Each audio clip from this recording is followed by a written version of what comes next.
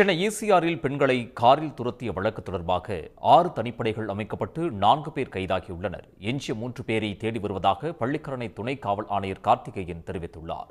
காணத்தூர் காவல் நிலையத்தில் செய்தியாளர்களிடம் பேசிய அவர் 2 கார்கள் பறிமுதல் செய்யப்பட்டுள்ளதாகவும் கைதான 4 பேரும் கல்லூரி மாணவர்கள் என்றும் கூறியுள்ளார்.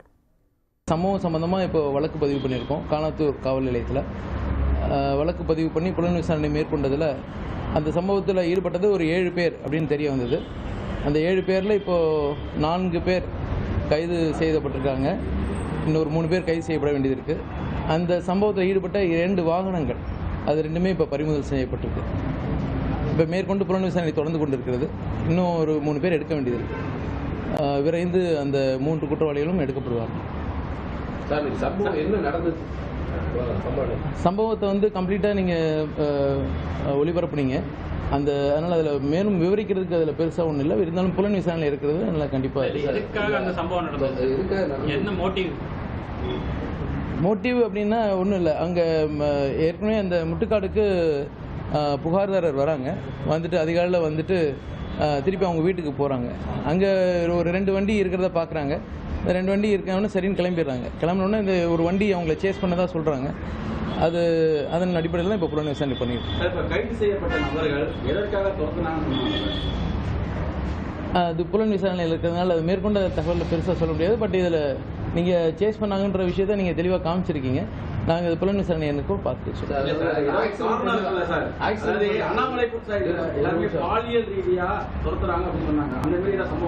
இல்லை பாலியல் ரீதியாக அப்படி துரத்துறாங்கன்னு அப்படின்னு ஒன்று இது வரைக்கும் புலன் விசாரணை அப்படி ஒன்றும் வரல.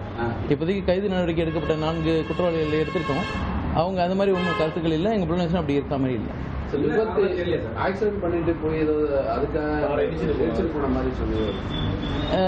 இப்போ அதை பற்றி ரொம்ப விவரமாக பேசணும்னா புலன் விசாரணை கெட்டு போகும். அதனால அதில்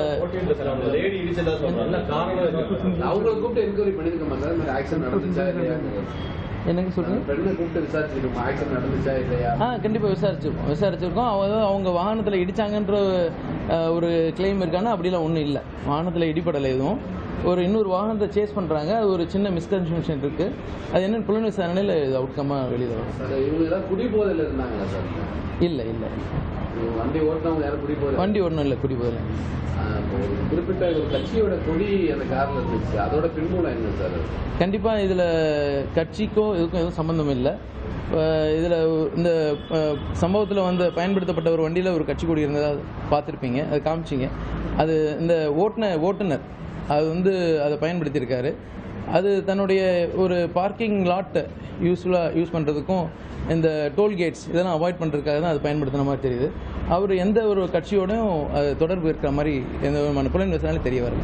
கைது செய்யப்படுகிற படிக்கிறாங்களா என்ன பண்ணுறாங்க? இப்போது நம்ம இந்த 7 குற்றவாளிகள் சொல்லியிருக்கோம். 7 பேரில் 6 பேர் ஒரு 5 பேர் ஒரு குறிப்பிட்ட ஒரு கல்லூரியில் இங்கே படிக்கிறாங்க. ஒரு நபர் வந்து வெளிமாநில கல்லூரியில் படித்துக் கொண்டிருக்கிறார். உடனுக்குடன் செய்திகளை தெரிந்து கொள்ள சன் நியூஸ் பெல் ஐகானை கிளிக் பண்ணுங்க.